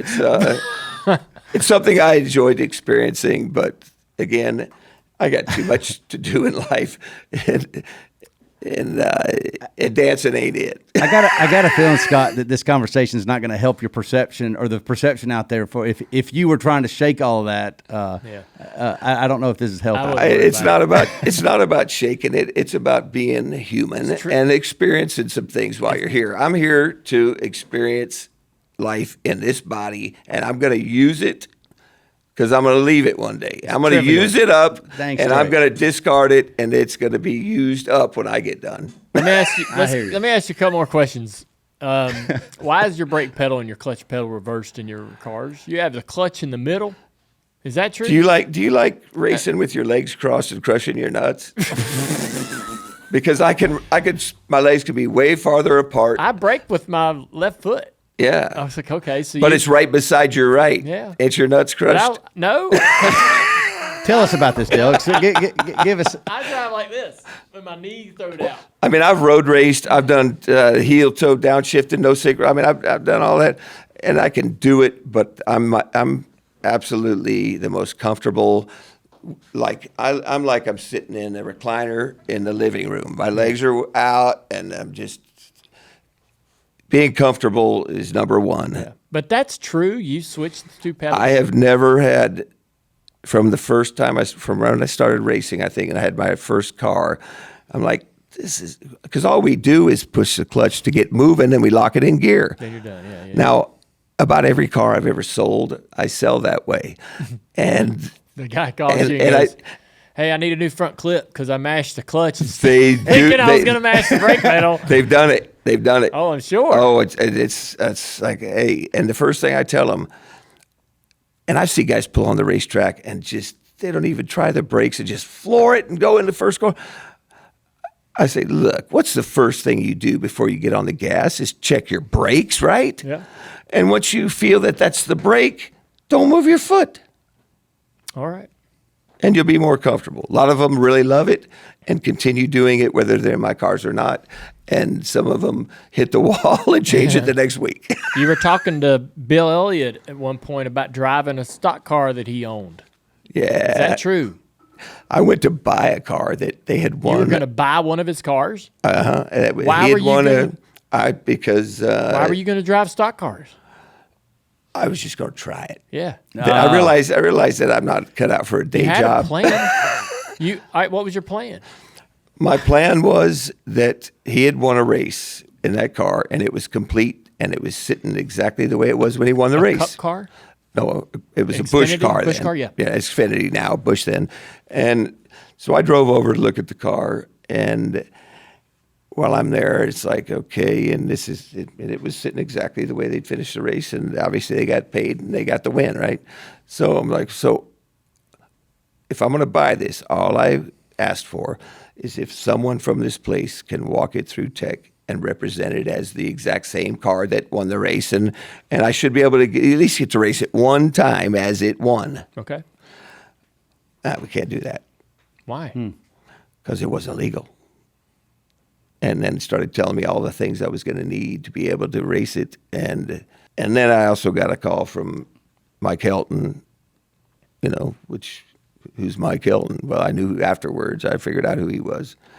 That he asked me to not come race. Why? Still too much controversy. Really? Yeah. This was right around the late 90s?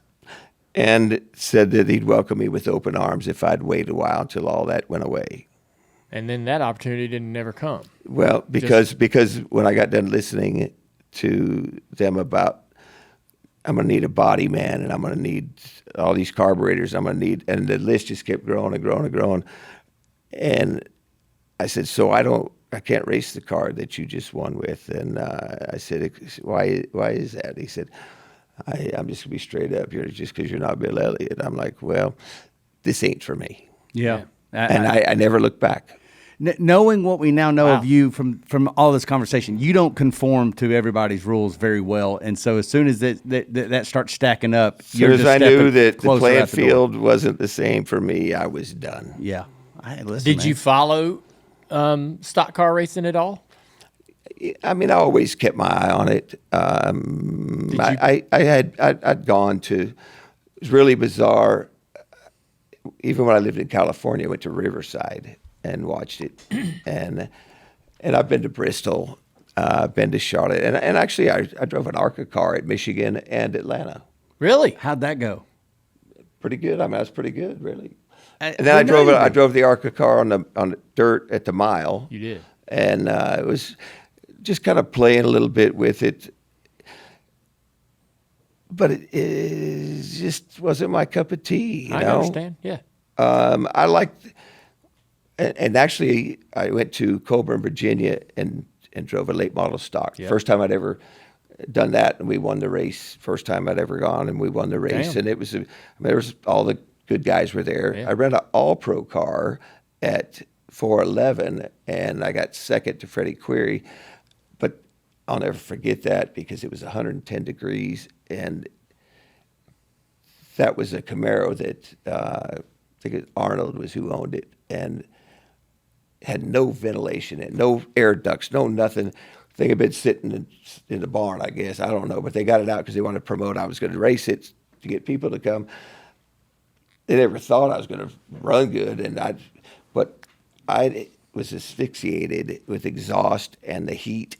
And when the race was over, I was right up on Query trying to win the race. He was on the show this year. He's a wheelman. Yeah, and that it was pretty big, and his first time in an all-pro car. And when the race was over, I was so gassed and exhausted from heat and gases that I'd have two people help me out of the car, and I couldn't stand up after when I got out of it. And I mean, I was at my peak in physical. So I'd hate to think I have to endure that today. Yeah. I'm sure we could have made the car more comfortable. That's what I told them. I said, if you ever want me to do this again, let's get some air. Did you follow anybody as a fan? Oh, just probably your dad would have been the only one, and I did get to meet him one time at Charlotte. Really? Just to shake hands and no conversation. I just wanted someone to introduce me. Yeah.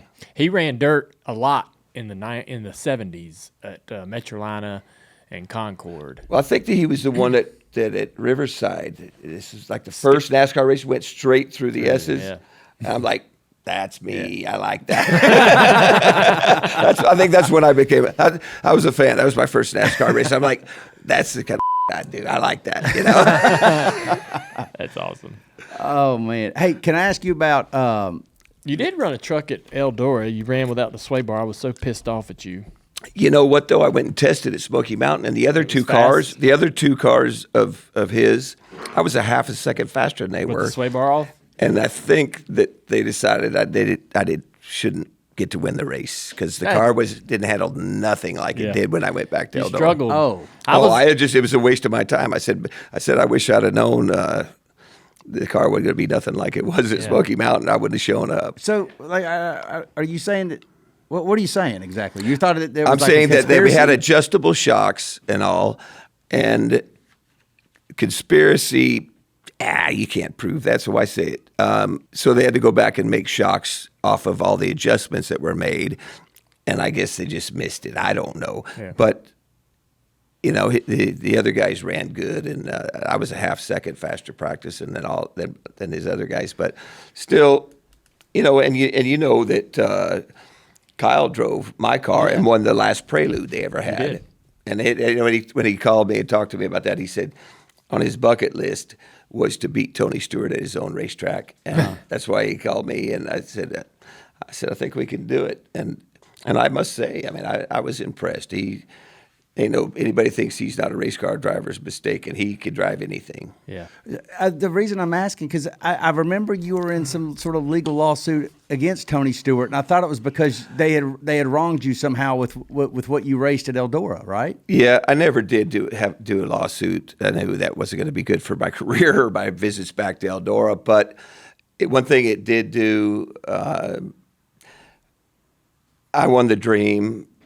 Again, so this is $100,000, and I think it was 12 that time. I've been thrown out for 3 pounds there, but and I knew I wasn't light. Afterwards, after we said we were not going to get paid, we did, threw us out for it. I checked my fuel level, and I had done the car myself. I knew that I wasn't light, and so I went straight home, fire suit, just didn't touch nothing, put it on my scales, and I was 20 over, which, let's say maybe I should have added more, but I know how much I'm going to burn. I knew I had it calculated. I won the race, no matter what. But so I called the Ohio Weights and Measures, and it was kind of funny because the woman that was head of it, I told her who I was.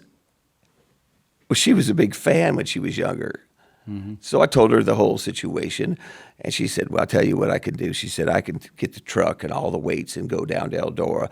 They don't have to let me, but they may not realize they don't have to let me on the property to do it, and I'll just ask them if I can check them, and whatever. And she did. And when she checked them, she called me, and the scales they had then were worthy of doing the job they were using them for. And she said when she took the weight and moved it around, there was 60 pounds fluctuation. So, I might have run a lot more left rear than anybody else. And I asked her, I said, just document the movements. And it turned out that when she moved the weight there, it got lighter over here, 60 over here. And she told them, she said, these, and they weren't certified, because no one would certify them. They weren't of a quality scale. So I just bit that bullet. They ended up, at least a long time ago, they just dug 4 holes and had 4 computer scales in the dirt, and that was a joke too. But they had a scale, but it wasn't quality, and it wasn't even certifiable. So what came of that is Tony did put a good scale in, and it has a readout, and it shows a light now. And it's so if anything come of it, at least now it won't happen to anybody else. But I had to still take. I had to take the damn hit. Well, but hit, you threatened a I threatened to sue. I mean, actually, because I knew I was right, and then when she had the documentation, I probably would have won, but I would have lost. In the big picture. Right. Sure. So sure. I didn't. I'm not about suing. Nobody likes people that are sue happy, and you don't want to be remembered for that. Well, you and Tony clearly fixed things because you also raced in a series. Yeah. We, Tony, we're good, and I know that we wouldn't have been if I would have pursued it, but no, I think a lot of Tony, and I think every time he sees me at a race, he comes and talks. And I went to the drag races at Bristol. He was there, and he's like, So, we're good. I got a good Tony Stewart story, but we don't need to hear it. It's we don't. Well, I don't know. I was in Texas, and he was out there. I was out there for an autograph deal, and he was going to Orlando fishing. So he had his plane. And he'd heard different things about me because anybody knows me knows I love to fish, right? So he's like, somebody canceled, and he asked if I wanted to go with him fishing. I said, well, I didn't know he had his own plane, and he's like, yeah, you can fly with me. We'll go to my place and get the gear and do this and this, and so I did. Well, we get down there in Orlando, and it's a tour. A guided fishing trip, and so he's in one boat and I'm in another, and they asked, do you want to catch some fish? He said we probably catch some 4 to 6 pound largemouth, and you might catch some fish, or you want to go for a lunker? I said I want to catch some fish. Tony wanted to go for a lunker. So he didn't get nothing all day, and I caught a bunch of nice 4 to 6 pound bass and had a great time. So we get all done, and we're going to go eat, and I was surprised that he picked Hooters. Oh, yeah, That's right. Hilarious. Yeah. Firstly, I don't care for Hooters. All that stuff tastes the same. I think they cook it in the same grease, whatever goes on there. But it's a place known as the racing place. And so he had a Home Depot jacket on. I'm like, damn, we're going in Hooters, and I'm like, we ain't gonna be able to eat nothing, right? Well, we go in and sit down and nothing. I'm like, well, yeah, okay. Nobody's bothering us. the waitress girl, he gets up to go use the restroom, and I asked her if she was into racing. Oh, yeah. I said, who's your favorite driver? She goes, oh, Tony Stewart. He's a badass. And she's talking about him almost getting in a fight like over the week before. I'm just saying, kind of laughing. Like, yeah. So I said, well, I know Tony. I said, she goes, oh, yeah, he's a favorite. I said, well, if you had a chance to him, would you? Hell yes. So he comes back, and it's time to pay, and he gives his credit card, and it's Anthony Stewart on the credit card. She still ain't picked it up, right? So I get up to go to the bathroom, which I did. I went to go around the corner where she was doing our ticket and stuff. I walked up, and I said, hey, what's that credit card say right there? She looks at it. She still didn't get it. She said she worked at across the street from Daytona at the Hooters, when the 500 was going on. I was like, I'm just sitting there having fun with this. I said, well, you said Tony Stewart. I said, you've been waiting on him all night. No, what? She looks around the corner. She goes, oh, my God. I said, whoa, don't you say nothing. Don't you do nothing until we get out that door. I ain't going to deal with this. I said, I'll let him know that you're working at Daytona across the street if he wants to come see you. But we got out of there, and as soon as we walked out the door, she screamed at the top of her lungs, everybody, that was Tony Stewart. No shit. So that was pretty fun. 2019, Daytona Beach, you got injured in a motorcycle crash. You're racing, and then this happens, and it puts you on the sidelines. I remember you going through that, showing some of your rehab and recovery and your efforts to try to get back and get strong enough to get back behind the wheel of a car. Yeah. Yeah, that was tough. Yeah. So you've struggled with issues long term with the injuries when trying to race, numbness in your leg and having re-injured your leg a time or two. And so kind of where are you with all of this? The first surgery was just to try, my knee hit the 7-11 sign, shattered it, drove my pelvis back into my hip socket and shattered my hip socket. So they did surgery and just basically patched you together and waited for bone to grow back. They knew the whole time, which they didn't tell me at the time, but they pretty much knew the whole time that this was to get the bone to grow back enough to be able to go in and do a hip replacement. Mm-hmm. So it was a year, and by the time I got the hip replacement, it was bone-to-bone grinding, and it was really painful. And I went out to New Mexico to race, and I had to take the roof off the car to get in, and I stayed in the car the whole entire night because I could not. There's no way. It's most pain I've probably ever been in. But I ran into 3 days, and I think the last night I ran third or fourth, but it was extremely painful. And after that, I came home, got the hip replacement, which the foot's always had tingling, and it's not numb. I could feel it, but then it got a little worse to where about 30 laps in the race, it would travel up into my knee, and then by 40 or 50, it was up in my hip. So from hip to the tip of my toes would go totally numb. Like I remember falling off the throttle and not being able to find it. Yeah. And that's when I pulled the plug. I just said, I'm doing myself an injustice, and sponsors and just everybody, I'm stopping here. And I got these shots they call epidural shots or whatever. I got the series of those. Didn't help at all. And the x-rays basically showed which I was cleaning my boat. This agitated made it worse. I wasn't expecting this to happen, but I was cleaning my boat in the driveway, and I went to get out of it, and I hooked my foot on the hose, and I was going to have a pretty good fall. And I jumped through the hose and landed, and when I did, I felt my lower back, a sharp sting. And so my L5 and my tailbone were shifted back, and it was pinching my nerves.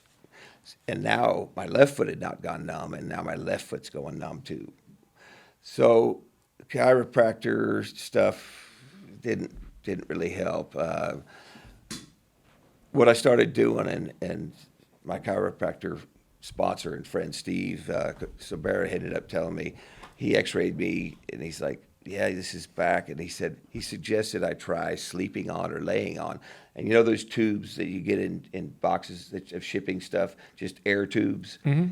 He suggested that I put a few together and lay on my back and put it right there on that L5 and tailbone and just see just as long as I could. So I started doing that and started feeling better. And just things got better. And that's when I said, I think I can race again. And I was just up there not long ago, and he x-rayed it. And it is about 2/3 of the way back where it should be. And I'm just going to continue. But I can race now, and I know I can run a 100-lap race now. Really? Yeah. No, I mean, I actually did, the World 100. I can do it whatever I want now. So where are you with racing? Where's your... Well, when you're off for 2 years and not without any income, I'm really just can't say enough for Ed Petroff for sticking it out and staying with me, and a lot of people that have been there. Petroff Towing out of St. Louis. Okay, that's your sponsor. Yeah, he's been the biggest supporter and help in keeping me, because you got bills, you got. So what's your plan? The plan right now, first of all, you to keep the shop open, keep everything going. You're still building You're chassis? broke. Yeah, I kind of stopped doing that. You can't please race car drivers, you know that. I'm going to do some more of that. I still like Dale McDowell runs our cars. Chris Ferguson runs our cars. And they run really good in them. And I've had a little string where it had some engine problems. So now you get down and you don't have the money to basically get. I mean, you couldn't even get engines here for a while. Like you can call the top builders and you can't get one for a year. Mm-hmm. It's screwed up. Oh, yeah. But I have a line to get a couple of engines. I just got to work financially, be sure I can keep the bills paid, and I got to recoup and get some equipment. We're racing this weekend at Sonoma. It's $50,000 to win, and we'll be racing at the Dome in St. Louis. That's a good race, and a lot of fans. The biggest thing in our souvenir sales have always been really good. Yeah. And missing races, and then you miss your souvenir sales, and you miss. And so you're still driving? Yes. When's the next race? This weekend. You're going to drive? Yes, I raced at Charlotte this weekend. I didn't know that. Yeah. So when do you think you'll quit? When something physical makes me pretty sure I don't have a chance of winning. If I don't feel I can win, I'm not going to race. Yeah.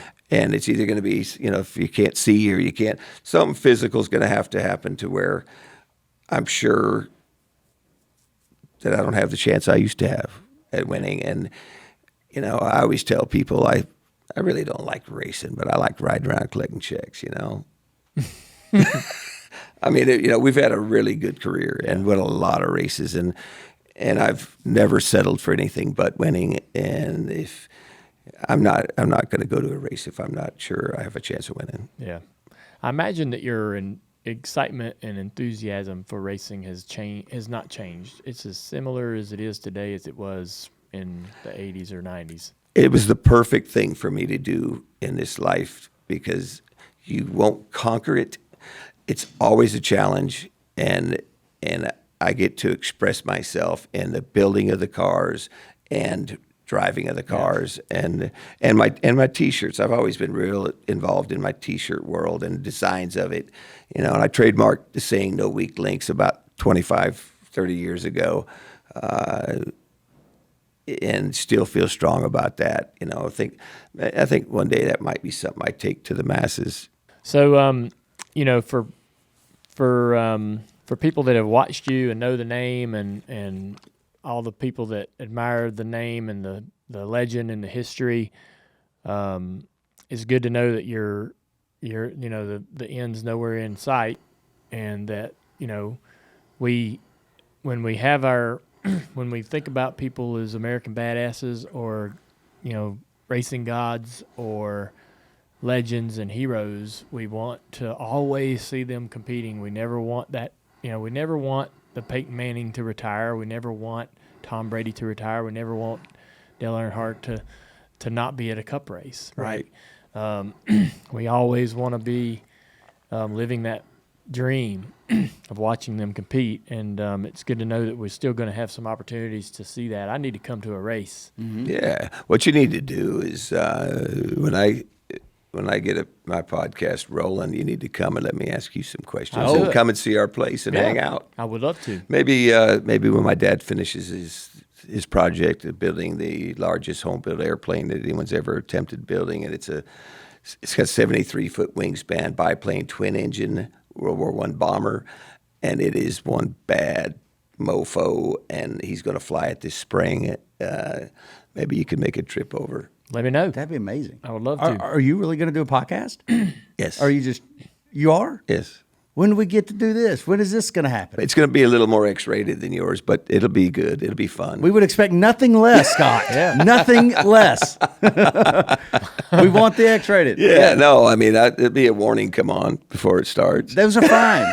You give them warnings. You can say whatever you want. This is fascinating. You know what? You know, the thing about it, you got to think about this, because to be a guest, we got this clear jar that burns a blue flame that it's called moonshine, and you got to take a shot while it's on fire. Okay. God. That's all? That's it? That's it. If you can do that, we'll talk. All right. Line them up. Line them up. I mean, plenty have done it. I got video. I can show you. Everybody lived through it. All right. I have to watch somebody else do it before I'll do it. Yeah. I don't think you'll have a problem booking guests. I don't. I think they'll line up. Yeah, so that'll be fun. We'll do that. We'll let you know. We're going to start. We're probably. We were going to have it going already, and when I stopped racing, I wasn't sure where my career was going to go, and so I really wasn't sure. But now that I know I'm going to be racing again, I'm more excited about doing it that way. Well, man, we appreciate you coming all this way. Hey, I appreciate you having me, and it's been fun. And it has. You want to go outside? You got it in the car? Come on. Let's do this. Let's get it out of the way, right? Let's do it. Scott Bloomquist, it's been an honor, man, to meet you. We celebrate you. We're so thrilled to have the opportunity to have you as a guest on our show. Thank you for the die cast. Thank you for the autograph. It will not leave this table. Awesome. It's just been incredible, man. Everything I hoped it would be, and looking forward to anything and everything you got going on in the future. And you got, some of your biggest fans right here. Yep. Like to come over sometime and you give me a tour. You got it. Well, we'll do it today. Scott Bloomquist on the Dale Jr. Download.